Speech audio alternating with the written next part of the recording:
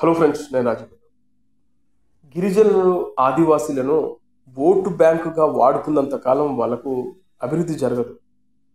ఇప్పటి వరకు 70 సంవత్సరాల నుంచి అల్లూరు సీతారామరాజు జిల్లాలో, అదే అరకు జిల్లాలో పాడేరు లాంటి ఏజెన్సీ గ్రామాల్లో ఇప్పటి వరకు కూడా రోడ్లు లేవు, కనీస వసతులు లేవు వాళ్ళకి.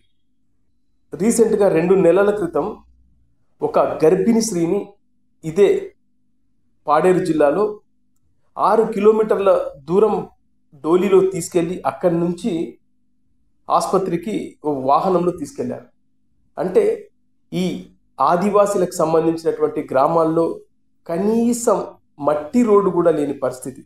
అలాగే మండల కేంద్రం నుంచి ఏదైనా నిత్యావసర సరుకులు తీసుకోవాలన్నా కూడా వాళ్ళు కిలోమీటర్ల కొద్దీ నడిచి వెళ్ళాలి. కనీసం రోడ్లు ఉండవు. వాళ్ళంతా చెట్లు చేమల నుంచి నడుచుకుంటూ వెళ్ళిన దృశ్యాలను ఇప్పటికి కూడా ఈ ఏజెన్సీ గ్రామాల్లో మనం చూస్తూ ఉంటాం. నిన్న పవన్ కళ్యాణ్ గారు ఏజెన్సీ గ్రామాల్లో పర్యటించారు.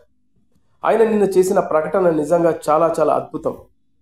దాదాపు 70 సంవత్సరాల నుంచి ఈ ప్రజాప్రతినిధులు వీళ్ళను ఒక ఓటు బ్యాంక్గా వాడుకుంటున్నారు తప్పితే వీళ్ళ వసతులేంటి, వీళ్ళకు కనీసం మౌలిక వసతులు మనం కల్పించామా లేదా, తాగడానికి నీరు, రోడ్లు, అలాగే ఆసుపత్రులు, పిల్లలు చదువుకోవడానికి బళ్ళు కూడా లేని చాలా దారుణమైన స్థితిలో ఇవాళ ఏజెన్సీ గ్రామాలు ఉన్నాయి.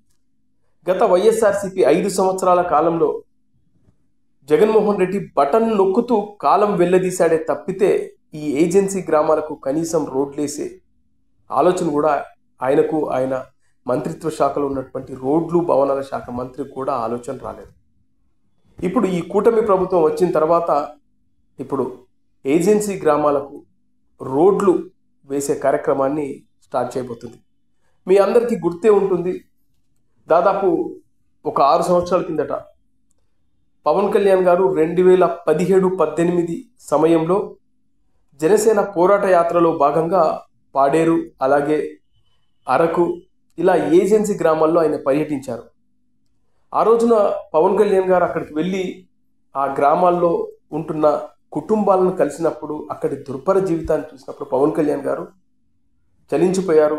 ఆయన ఓ మాట చెప్పారు, మా జనసేన పార్టీ గనక ప్రభుత్వం వస్తే ఖచ్చితంగా మేము ప్రతి గ్రామానికి మంచినీటి వసతులతో పాటు బడులు, ఆసుపత్రులు, అలాగే మీకు మండల కేంద్రానికి ఒక అద్భుతమైన రోడ్లు వేసే కార్యక్రమాన్ని జనసేన పార్టీ తీసుకుంటుంది. అలాగే మీ పిల్లల భవిష్యత్తుకు మేము అండగా నిలబడతాము, వాళ్ళకు ఉద్యోగాలు కల్పించే బాధ్యత కూడా జనసేన పార్టీ తీసుకుంటుందని ఆ రోజున చెప్పాడు ఆయన.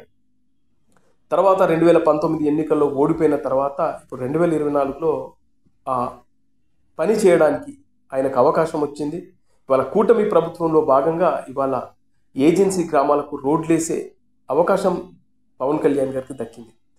అలాగే మీకు మరొక విషయం ఏంటంటే, అదే జనసేన పార్టీ 2017-18 సమయంలో పవన్ కళ్యాణ్ గారు ఈ అరకు ప్రాంతాల్లో తిరుగుతున్న సమయంలో ఒక మహిళ మాట్లాడిన మాటలు కూడా ఇప్పటికీ సోషల్ మీడియాలో మనకు కనబడతా ఉంటుంది. ఇప్పటి వరకు మా గ్రామాల్లోకి, మా గిరిజన తాండాల్లోకి ఏ ఒక్క రాజకీయ నాయకుడు రాలేదు. మొట్టమొదటిసారి ఒక వ్యక్తి వచ్చాడు. మీరేమైనా అనుకోండి, ఇతను ఖచ్చితంగా, ఇతని మీద నాకు నమ్మకం ఉంది, ఇతను ఏదో రోజున మాకు మంచి చేస్తాడని ఆ రోజున ఆమె అన్న మాటలు ఇప్పటికీ సోషల్ మీడియాలో ఉన్నాయి. నేను దాన్ని ఒకసారి ప్లే చేసి చూపిస్తాను. రాలేదు, ఇదిగో మానబావుడు కాబట్టి వచ్చినాడు. నిజంగా ఇంతవరకు ఏ మానబావుడు కూడా ఒక్కడు కూడా ఇప్పుడు నా ఏ ప్రభుత్వంలో నేను మాట్లాడమన్నా నాడతాను, నాకేం భయం లేదు. అంతే గ్యారంటీ ఇచ్చినాను. ఇప్పుడు ఈయన ఏమన్నా చేస్తాడంటారమ్మా? చేస్తారు, ఇతను చేస్తారు, నాకు నమ్మకం ఉన్నది. చేస్తారు, ఇతను చేస్తారని నాకు నమ్మకం ఉన్నది. ముఖ్యమంత్రికి నమ్మకం ఉన్నది. కూడా రాలేదు, ఇదిగో మానబావుడు కాబట్టి వచ్చినాడు. నిజంగా ఇంతవరకు ఏ మానబావుడు కూడా ఒక్కడు కూడా ఇప్పుడు నా ఏ ప్రభుత్వంలో నేను మాట్లాడమన్నా నాడతాను, నాకేం భయం లేదు. అంతే గ్యారంటీ ఇచ్చినాను. ఇప్పుడు ఈయన ఏమన్నా చేస్తాడంటారమ్మా? చేస్తారు, ఇతను చేస్తారు, నాకు నమ్మకం ఉన్నది. చేస్తారు, ఇతను చేస్తారని నాకు నమ్మకం ఉన్నది. ఇలా పవన్ కళ్యాణ్ గారి పైన ఏజెన్సీ గ్రామాలకు సంబంధించిన మహిళలు పెద్ద ఎత్తున నమ్మకం పెట్టుకున్నారు. ఆ నమ్మకాన్ని ఎక్కడ కూడా వమ్ము చేయకుండా పవన్ కళ్యాణ్ గారు నిలబెట్టుకునేందుకు ఇవాళ ఏజెన్సీ గ్రామాల్లో రోడ్లు వేసే ఒక అద్భుతమైన కార్యక్రమానికి శ్రీకారం చుట్టాడు. ఈ కూటమి ప్రభుత్వం వచ్చిన తర్వాత ఈ ఏజెన్సీ గ్రామాలకు, గిరిజన తాండాలకు మంచి రోజులు రాబోతున్నాయి. నిన్న పవన్ కళ్యాణ్ గారు కూడా ఇదే చెప్పారు. నేను 2 నెలలకు ఒకసారి మీ గ్రామాల్లో తిరుగుతాను, మీకు కనీస మౌలిక వసతులు కల్పించే బాధ్యత నాది, మీ పిల్లల భవిష్యత్తు కోసం నేను అండగా నిలబడతాను, అలాగే ఉద్యోగ అవకాశాలు కూడా కల్పించే బాధ్యత నేను తీసుకుంటానని పవన్ కళ్యాణ్ గారు చెప్పడం నిజంగా చాలా చాలా బాగుంది.